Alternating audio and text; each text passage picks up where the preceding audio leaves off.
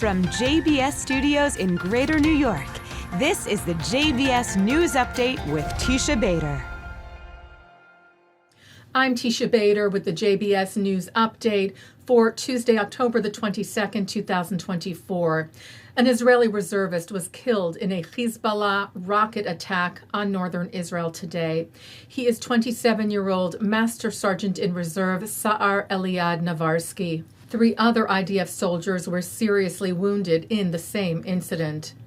And 21-year-old Staff Sergeant Yishai Mann was killed today in an operational car accident, the IDF said, near the Gaza border. And rockets and drones continue to be fired by terror group Hezbollah at northern Israel today. The IDF responding, hitting Hezbollah targets in Lebanon, including last night hitting financial facilities of the terror group used to fund terror against Israel. Here's IDF spokesperson Rear Admiral Daniel Hagari with more. One of our main targets last night was an underground vault with millions of dollars in cash and gold. The money was being used to finance Hezbollah's attacks on Israel. This vault was deliberately located under a residential building.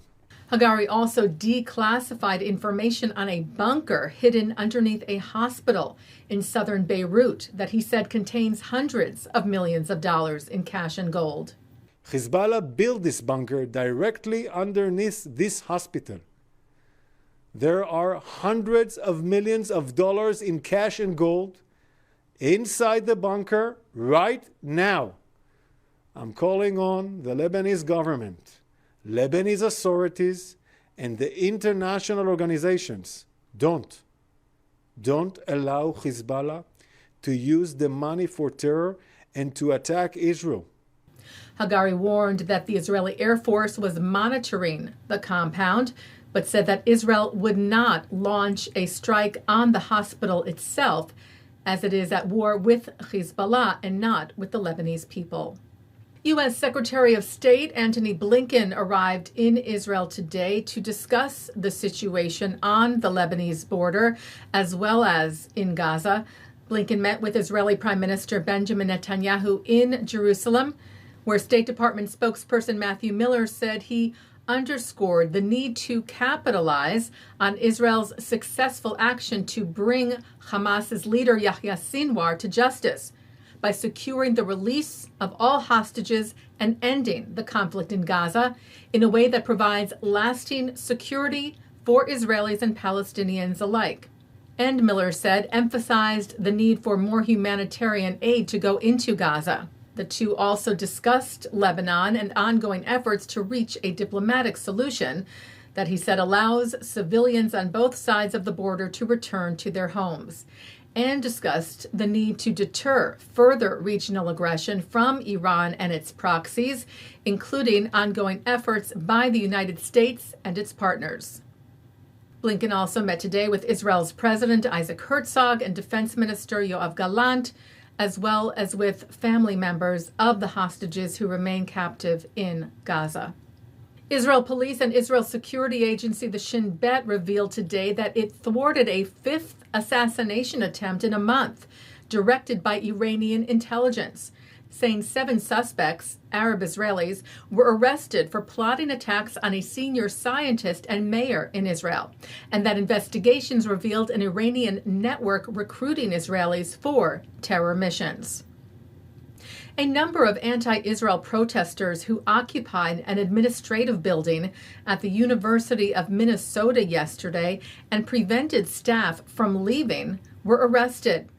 The university said in a statement yesterday that once inside Morrill Hall, a group of protesters began spray painting, including covering lenses of all internal security cameras, breaking interior windows, and barricading the building's entrance and exit points, saying a number of staff were working in the building at the time and several people were not able to exit, with some being unable to exit the building for an extended period of time.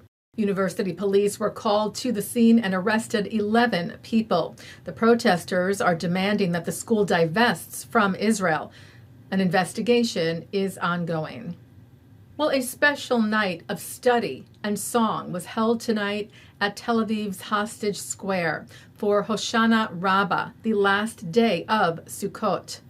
A prayer vigil and united call for the immediate release of the hostages. The event included remarks from hostage families, learning, and musical performances.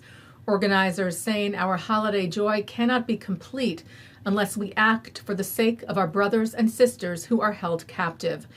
The 101 hostages still captive by terror group Hamas in Gaza have now been held for 382 days. And as we celebrate the end of Sukkot and the holidays of Simchat Torah and Shmini Atzeret, we bring you services here on JBS from Central Synagogue and the Hampton Synagogue beginning tomorrow, Wednesday evening at 6 p.m. Eastern through Friday. As always, you can look at the complete schedule and get more information at our website, jbstv.org. Taking a look now at our programming for tonight on JBS for Tuesday, October the 22nd. At 7 o'clock, Natan Sharansky and Michal Cotler-Wunsh offer opening remarks from the annual ISGAP-Oxford Summer Institute. At 8, Justin Pines is joined by veteran Israeli politician Tzipi Livni to discuss her experiences on October the 7th and her reflections after 1 year since the Hamas massacre. At 9, Yossi Klein Halevi is on L'chaim. At 10, it's the ILTV's Insider, which is also coming up next. At 10:30, an encore of the news. And that's the JBS News Update for Tuesday, October the 22nd, 2024. I'm Teisha Bader. I will be back with the news update after the holidays on Monday. Wishing you a Chag Sameach, Am Yisrael Chai.